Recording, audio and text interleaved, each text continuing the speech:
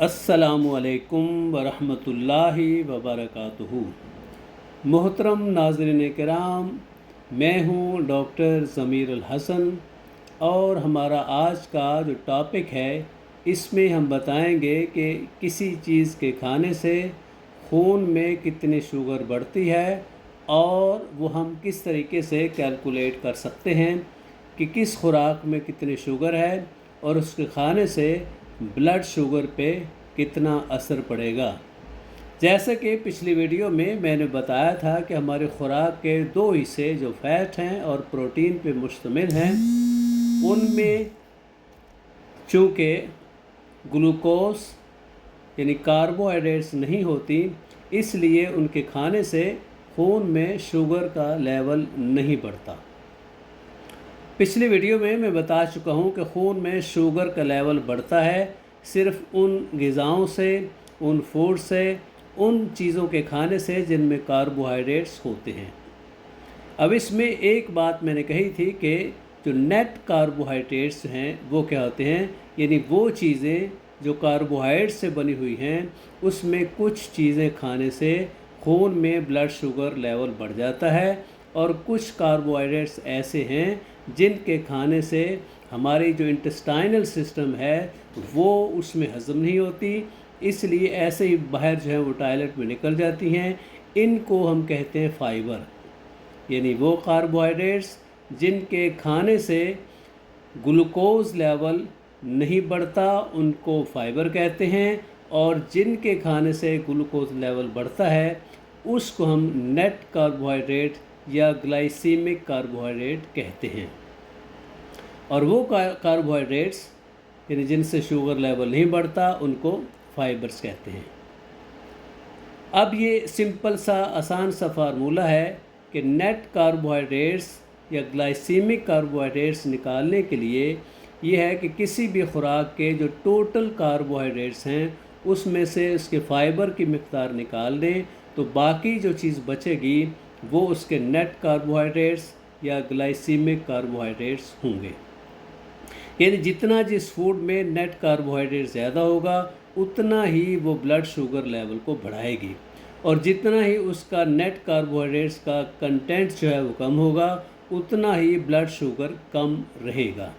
लिहाजा डायबिटीज़ जो है, शुगर के जो मरीज़ हैं उनको चाहिए कि वो खुराक ना लें जिनकी नेट कार्बोहाइड्रेट्स ज़्यादा होती हैं, और वो खुराक चूज़ करें जिनमें नेट कार्बोहाइड्रेट्स या ग्लाइसीमिक कार्बोहाइड्रेट्स कम होती है। अब ये चीज़ देखने के लिए कि कौन सी खुराक के खाने से ब्लड में शुगर का लेवल कितना बढ़ता है, तो हमें उसके लिए उस खुराक की दो चीज़ें जो हैं वो जाननी बहुत ज़रूरी हैं। उनमें से एक है ग्लाइसीमिक इंडेक्स और दूसरा है उस खुराक का ग्लाइसीमिक लोड। इसमें फ़र्क ये है कि ग्लाइसीमिक इंडेक्स ये है कि जब हम कोई चीज़ या कार्बोहाइड्रेट्स वाली खाते हैं तो वो कितनी जल्दी हज़म होके, कितनी तेज़ी से खून में जज़ब होके शुगर बना के शुगर लेवल बढ़ाती है। यानी जिसका जितना ग्लाइसीमिक इंडेक्स ज़्यादा होगा उतनी जल्दी वो शुगर लेवल बढ़ाएगी। दूसरा है ग्लाइसीमिक लोड। किसी फूड के ग्लाइसीमिक लोड जो है उसके बारे में यह है कि किसी खुराक की एक जो पर्टिकुलर वज़न है, मिक़दार है, उसमें टोटल कितनी मिक़दार में कार्बोहाइड्रेट्स हैं जो जज़ब होके खून में ब्लड शुगर बढ़ाते हैं, उसको उसका ग्लाइसीमिक लोड कहते हैं। अब सबसे पहले हम किसी भी खुराक का ग्लाइसीमिक इंडेक्स जो है वो नोट करते हैं। ग्लाइसीमिक इंडेक्स, जैसा कि मैंने पहले बताया है कि जब भी हम कोई खुराक खाते हैं तो वो मैदे में जाके, इंटेस्टाइन में जाके हज़म होती है, और हज़म होने के बाद वो कार्बोहाइड्रेट जो हैं वो ग्लूकोज में कन्वर्ट होती हैं, और वो ग्लूकोज खून में जज़ब होकर ब्लड शुगर बढ़ाता है। तो देखना है कि कौन सी खुराक कितनी जल्दी हज़म होकर ब्लड में शुगर लेवल बढ़ाती है। जो खुराक, जो कार्बोहाइड्रेट्स जितनी जल्दी मैदे में, अंतड़ियों में हज़म होकर खून में जज़ब होगी उतना ही उसका ग्लाइसेमिक इंडेक्स ज़्यादा होगा। और जो खुराक या जो कार्बोहाइड्रेट जो हैं वो जितनी आहिस्ता आहिस्ता हज़म होके स्लोली ब्लड शुगर बढ़ाएगी, उतना ही उनका ग्लाइसेमिक इंडेक्स कम होगा।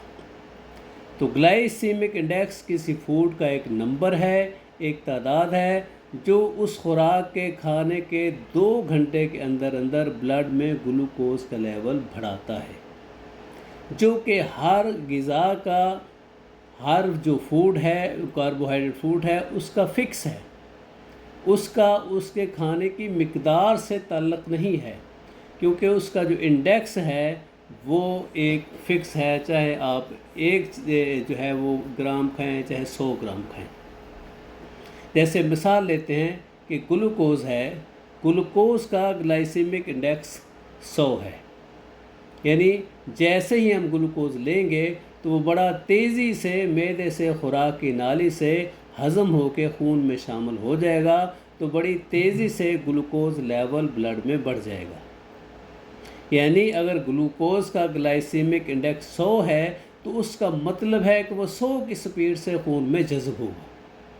इसी तरीके से जो गेहूं का आटा है यानी गंदम का आटा है, तो उसका ग्लाइसेमिक इंडेक्स 70 यानी 70 है, तो इसका मतलब है कि वो 70 की स्पीड से मैदे से हज़म होकर खून में ग्लूकोज़ बढ़ाएगा। अब जो सफ़ेद चीनी है उसका ग्लाइसेमिक इंडेक्स 65 है, तो वो 65 की स्पीड से ब्लड ग्लूकोज बढ़ाएगा। जो एप्पल है, सेब है, उसका ग्लाइसेमिक इंडेक्स 35 है, तो इसका मतलब है कि उसकी स्पीड जो है वो खून में ब्लड शुगर बढ़ाने की वो 35 है। इसी तरह बादाम है, उसका इंडेक्स 5 है, वो 5 की स्पीड से ग्लूकोज बढ़ाएगा। जो घी है, मक्खन है, देसी घी है, उसका ग्लाइसेमिक इंडेक्स 0 है। इसी तरीके से एग यानी अंडा जो है उसका भी ग्लाइसेमिक इंडेक्स 0 है, तो इसका मतलब है वो बिल्कुल खून में शुगर लेवल नहीं बढ़ाएंगे। इसका मतलब यह है कि जिस फूड का ग्लाइसेमिक इंडेक्स जितना कम होगा उतनी ब्लड शुगर कम बढ़ाएगा, और जितना उसका ग्लाइसेमिक इंडेक्स ज़्यादा होगा उतना ही उसके खाने से ब्लड शुगर जल्दी बढ़ेगी। लिहाजा शुगर के मरीज़ वही चीज़ें खा सकते हैं जिनका ग्लाइसेमिक इंडेक्स कम हो, यानी 15 से 20 तक हो, उससे कम हो, और जिनका ग्लाइसेमिक इंडेक्स ज़्यादा होगा तो उनके खाने से शुगर लेवल बढ़ जाएगा। अब हमें कैसे पता चले कि किसी भी खुराक का यानी फूड का ग्लाइसेमिक इंडेक्स कितना है? तो अगर आपको नहीं पता तो उसका जो खुराक का जो लेबल है वो पढ़ें, उसमें कार्बोहाइड्रेट्स की मिकदार जो है वो कितनी है वो लिखी होती है। तो जिस फूड में कार्बोहाइड्रेट्स की मिकदार ज़्यादा होगी तो उसका ग्लाइसेमिक इंडेक्स जो है वो ज़्यादा होगा, और जिसमें कार्बोहाइड्रेट्स की मिकदार जो है वो कम होगी तो उसका ग्लाइसेमिक इंडेक्स जो है वो भी कम होगा।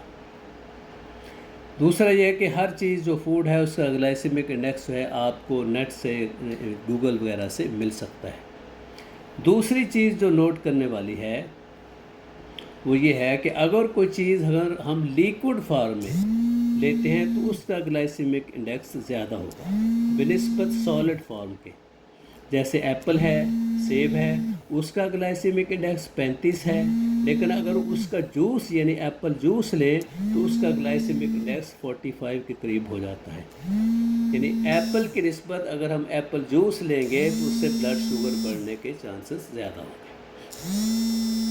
कार्बोहाइड्रेट्स में दूसरी चीज़ हमने देखनी है वो है उसका ग्लाइसेमिक लोड, कि ये ग्लाइसेमिक लोड क्या है। किसी भी खुराक का ग्लाइसेमिक लोड ये है कि उसमें टोटल जो नेट कार्बोहाइड्रेट्स हैं वो कितने हैं, और उसका 1 ग्राम जो है वो कितना ग्लूकोज लेवल बढ़ाता है। इसको समझने के लिए हम देखते हैं कि हमारा जो ब्लड है उसमें नॉर्मल कितनी शुगर होती है। आप तकरीबन हम सभी जानते हैं और सबको पता है कि जी ये कार्बोहाइड्रेट्स जो चीज़ें हैं, जो फूड्स हैं, जो मीठी चीज़ें हैं, रोटी वगैरह है, उनके खाने से जिस्म में एनर्जी मिलती है। जैसे गाड़ी जो है उसको चलाने के लिए पेट्रोल चाहिए, इसी तरह जिस्म को चलाने के लिए काम करने के लिए जो पेट्रोल है, जो एनर्जी है, वो कार्बोहाइड्रेट से बनती है। इसलिए अक्सर आपने देखा होगा कि जब भी कोई वीकनेस महसूस हो या तो वो क्या करता है, कोई मीठी चीज़ ले लें, शरबत ले लें, बोतल ले लें, जूस ले लें, तो थोड़ी देर के बाद जिस्म में जो वीकनेस है वो बेहतर हो जाती है। लेकिन हम देखते हैं कि क्या वाकई हमारी बॉडी जो है उसको इतने ज़्यादा कार्बोहाइड्रेट्स यानी शुगर की ज़रूरत है कि नहीं। अगर हम अपने ब्लड में शुगर देखें कि नॉर्मली हमारे ब्लड में कितनी शुगर या ग्लूकोज होता है, तो उसमें नॉर्मली 100 ml ब्लड में 100 मिलीग्राम शुगर होती है, जो कि एक नॉर्मल वैल्यू है। तो अगर 100 ml जो ब्लड है उसमें 100 मिलीग्राम शुगर होती है, तो 1000 ml ब्लड में 1000 मिलीग्राम जो है वो शुगर होगी। अगर हम 1000 ml को 1 लीटर लें, तो 1 लीटर जो ब्लड है उसमें 1 ग्राम शुगर होगी। अब जो हमारा बॉडी है उसमें टोटल ब्लड तकरीबन 5 लीटर होता है, यानी 5 लीटर ब्लड में टोटल जो चीनी है, जो शुगर है, वो तकरीबन 5 ग्राम यानी 1 चम्मच चीनी के बराबर हमारे ब्लड में शुगर होती है। अब टोटल शुगर लेवल जो हमारे ब्लड में है वो 1 चम्मच चीनी के बराबर है। लेकिन अगर हम 1 चम्मच चीनी जो है वो शुगर जो है वो हम चाय में डालें, तो उससे चाय भी आमतौर पर मीठी नहीं होती। तो इसका मतलब यह है कि ब्लड जो है उसको, बॉडी को इतनी ज़्यादा शुगर की ज़रूरत नहीं है जितनी हम समझते हैं। हमारे ख़्याल में बॉडी को शुगर की, कार्बोहाइड्रेट्स की बहुत ज़्यादा ज़रूरत होती है, हालांकि ये बात गलत है, क्योंकि बॉडी जो है उसको जो रिपेयरमेंट है, जो मेटाबॉलिज्म है, उसके लिए जो बेसिक चीज़ें चाहिए वो प्रोटीन और फैट है, ना कि उसके लिए कार्बोहाइड्रेट चाहिए। इसके लिए आसानी से समझ लें कि एक ग्लाइसेमिक लोड जो है, अब ग्लाइसेमिक लोड जो है वो कितना है, एक glycemic load is equal to 1 gram. अभी हमने देखा है कि 5 ग्राम जो ग्लूकोज है वो 100 यूनिट ब्लड शुगर के बराबर है, यानी हमारे पूरे ब्लड में जो शुगर है वो 5 ग्राम है। तो 5 ग्राम शुगर जो है वो 100 ब्लड यूनिट शुगर के बराबर है, यानी 5 ग्लाइसेमिक लोड जो है वो 100 ब्लड शुगर यूनिट के बराबर है। तो एक ग्लाइसेमिक लोड जो है वो 20 ब्लड शुगर यूनिट के बराबर होगा। अगर किसी खुराक का ग्लाइसेमिक लोड 1 है, तो उसका मतलब है वो 20 यूनिट ब्लड शुगर बढ़ा रहा है। इस बेसिस पे हम कैलकुलेट कर सकते हैं कि हमें एक दिन में टोटल कितना कार्बोहाइड्रेट्स या ग्लाइसेमिक लोड लेना चाहिए। अब किसी भी जो फूड है उसका ग्लाइसेमिक लोड निकालने का जो फार्मूला है वो ये है कि उसके लिए हम ग्लाइसेमिक इंडेक्स जानना ज़रूरी है। तो एक ग्लाइसेमिक लोड किसी भी फूड का is equal to glycemic index multiply by net carbohydrates divided by 100, यानी ग्लाइसेमिक इंडेक्स जो है वो तो फिक्स है किसी भी फूड का, लेकिन जो ग्लाइसेमिक लोड है वो डिपेंड करता है कि आपने कितनी खुराक ली। वो खुराक की क्वांटिटी के मुताबिक है। अगर आप क्वांटिटी ज़्यादा लेंगे तो उसका ग्लाइसेमिक लोड ज़्यादा होगा, अगर फूड की क्वांटिटी कम होगी तो उसका ग्लाइसेमिक लोड जो है वो कम होगा। अब हम कुछ खुराक जो हैं उनका ग्लाइसेमिक लोड निकालने जो है उसकी कोशिश करते हैं। तो सबसे पहले हम ग्लूकोज लेते हैं। जो ग्लूकोज है उसका ग्लाइसेमिक जो लोड है उसमें देखते हैं कि उसके 100 ग्राम ग्लूकोज जो है उसका जो ग्लाइसेमिक लोड कितना होगा। तो उसका लिए यह है कि ग्लूकोज का चूँकि ग्लाइसेमिक इंडेक्स है 100 होता है, तो उसको हम मल्टीप्लाई करेंगे 100 ग्राम से और उसको डिवाइड करेंगे 100 से, तो उसका ग्लाइसेमिक लोड होगा 100। अब गंदम का जो आटा है उसका ग्लाइसेमिक लोड निकालते हैं। तो 100 ग्राम जो गंदम का आटा है उसमें हम देखते हैं कि उसका ग्लाइसेमिक इंडेक्स जो है वो 70 है, और उसमें जो टोटल नेट कार्बोहाइड्रेट हैं वो 70 है। उसको हम 100 से तकसीम करेंगे तो जो उसका ग्लाइसेमिक लोड है वो आएगा 49।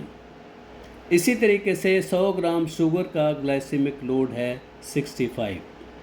अब हम एप्पल का ग्लाइसेमिक लोड निकालते हैं, तो उसमें एप्पल का जो ग्लाइसेमिक इंडेक्स है वो 35 है, और उसमें 100 ग्राम जो है एप्पल, उसमें टोटल कार्ब जो है कार्बोहाइड्रेट्स वो 12 ग्राम होती है। उसको जब हम 100 से डिवाइड करेंगे तो एप्पल का ग्लाइसेमिक लोड आएगा 4.2। एलमंड यानी बादाम का ग्लाइसेमिक लोड 1 है, क्योंकि इसमें ग्लाइसेमिक इंडेक्स 5 है। उसमें 100 ग्राम में टोटल कार्ब 20 है, उसको डिवाइड करें 100 के साथ तो उसका ग्लाइसेमिक लोड आया 1। तो इससे आपको पता चला कि जिस खुराक का जितना कार्बोहाइड्रेट लेवल ज़्यादा होगा तो उसका ग्लाइसेमिक लोड जो है वो भी ज़्यादा होगा, और जितना उसका ग्लाइसेमिक लोड ज़्यादा होगा उतना ही वो ब्लड में शुगर लेवल बढ़ाएगा। अब हमने वो बात करनी है जिसके टॉपिक है कि सेब के बारे में।